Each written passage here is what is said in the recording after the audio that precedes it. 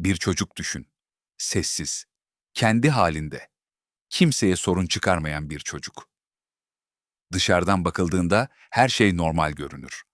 Ama kimse fark etmez. O çocuk aslında çok erken yaşta bazı şeyleri öğrenmek zorunda kalmıştır. Sevginin bazen şartlı olduğunu, hata yapmanın bazen cezayla sonuçlandığını, duygularını göstermenin bazen güvenli olmadığını. Ve yıllar geçer. O çocuk büyür. Ama çocuklukta yaşanan bazı duygular insanın içinde sessizce yaşamaya devam eder. Psikologlar çocukluk travmasının yetişkinlikte insan davranışlarını derinden etkileyebileceğini söylüyor. Ve ilginç olan şu ki bu etkiler çoğu zaman bağırmaz, sessizdir. Ama bir insanın düşünme şeklini, ilişkilerini ve hatta kendine bakışını değiştirebilir. İşte çocukluk travması yaşamış insanlarda sık görülen 8 sessiz özellik. Birinci özellik, sürekli tetikte yaşarlar. Çocukluk travması yaşayan birçok insanın sinir sistemi normalden daha hassas çalışır. Çünkü geçmişte tehlike çoğu zaman beklenmedik anlarda gelmiştir. Bir ses tonu, bir bakış, bir tartışma. Bu yüzden yetişkin olduklarında bile zihinleri farkında olmadan sürekli çevreyi tarar. Her şey yolunda mı? Bir sorun çıkacak mı? Birisi bana kızacak mı? Psikolojide buna bazen hipertetikte olma hali denir. Kişi aslında güvende olsa bile bedeni hala eski tehlikeleri bekliyormuş gibi davranır. İkinci özellik, kendilerini değersiz hissedebilirler. Bir çocuk sürekli eleştirildiğinde, görmezden gelindiğinde ya da yeterince sevilmediğini hissettiğinde zamanla şu inancı geliştirebilir. Ben yeterli değilim. Bu düşünce çoğu zaman yetişkinliğe kadar taşınır. Dışarıdan başarılı görünseler bile içlerinde hala küçük bir ses şöyle diyebilir.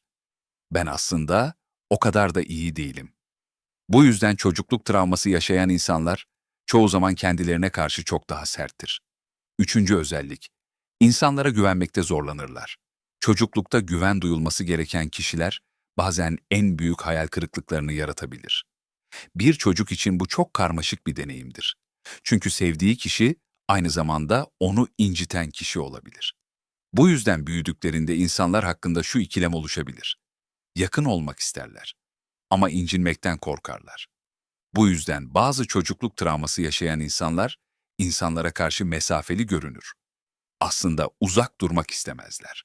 Sadece tekrar incinmekten korkarlar. Dördüncü özellik, duygularını bastırmayı öğrenmiş olabilirler.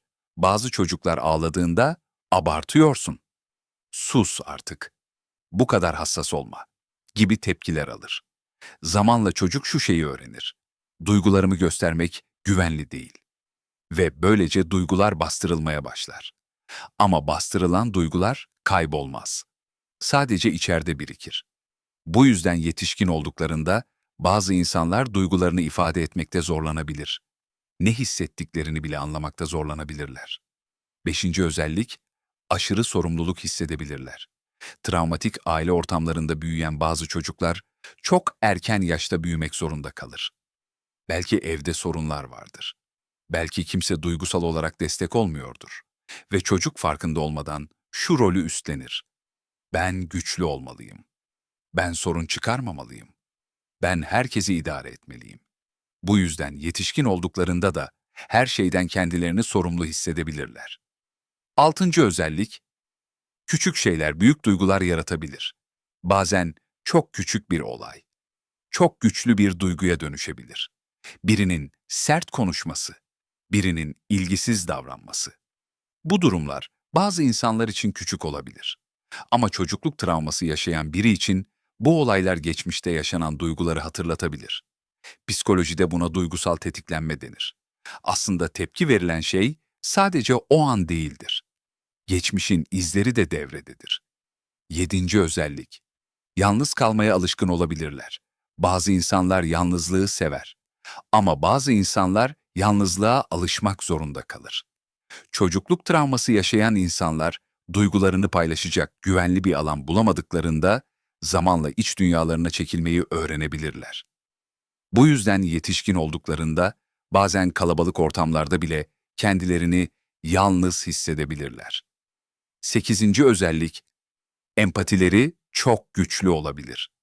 Çocukluk travması yaşayan birçok insanın çok güçlü bir empati yeteneği vardır. Çünkü küçük yaşlardan itibaren başkalarının duygularını anlamaya çalışmışlardır. Birinin üzgün olduğunu hemen fark edebilirler. Birinin ses tonundaki küçük değişiklikleri bile hissedebilirler. Ama bu güçlü empati bazen bir yük haline de gelebilir. Çünkü sadece kendi duygularını değil, başkalarının duygularını da taşımaya başlarlar. Çocukluk travması yaşayan insanlar dışarıdan bakıldığında her zaman belli olmaz. Çoğu zaman güçlü görünürler. Hayatlarına devam ederler. Ama içlerinde çok erken yaşta öğrenilmiş bazı duygular taşırlar. Eğer bu videoda anlatılan özelliklerden bazıları sana tanıdık geldiyse şunu bilmek önemli. Bu senin zayıf olduğun anlamına gelmez. Bu aslında zor bir geçmişe rağmen hayatta kalmayı öğrenmiş bir zihnin göstergesidir. Çünkü bazen en derin yaraları taşıyan insanlar aynı zamanda en derin anlayışa ve en güçlü empatiye sahip olan insanlardır. Ve unutma, çocukluk geçmişte kalmış olabilir ama iyileşme her zaman mümkündür.